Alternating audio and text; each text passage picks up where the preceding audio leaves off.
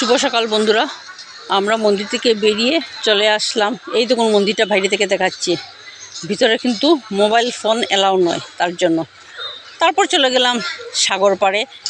ওই দেখুন সাগর পাড়ে, এখানে মানে পিণ্ডদানও হয়। এখান থেকে ব্রেকফাস্ট করতে চলে গেলাম।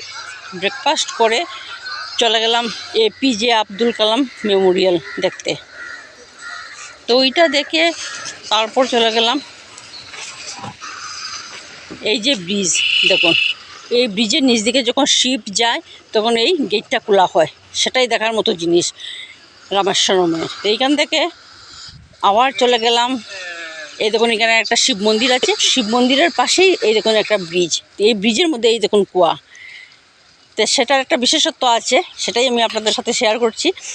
এই যে সাগর থেকে জল তুলি আমাদেরকে দিয়েছে, সাগরের জল তো আপনারা সবাই জানেন নোনা জল, কুয়ার থেকে জল তুলে দিয়েছে, সেটা কিন্তু মিষ্টি জল। সেটার কারণ কি আপনারা জানেন? যখন সীতাকে নিয়ে রামচন্দ্র লঙ্কা থেকে এসেছিলেন, তখন সীতা বলেছিলেন জল খাবেন, তখন তীর দিয়ে এই কুয়াটা বানিয়েছিলেন রামচন্দ্র, আর ওকে ওই জলটা দিয়েছিলেন, যার দরুন এই জলটা কিন্তু মিষ্টি জল। একই জল কিন্তু ওইটা লবণাক্ত, কিন্তু কুয়ার জলটা মিষ্টি জল। তো বন্ধুরা, আজকে আমার এই ব্লগটা কীরকম লাগলো আপনাদের কাছে, অবশ্যই একটু লাইক শেয়ার কমেন্ট করবেন। টাটা।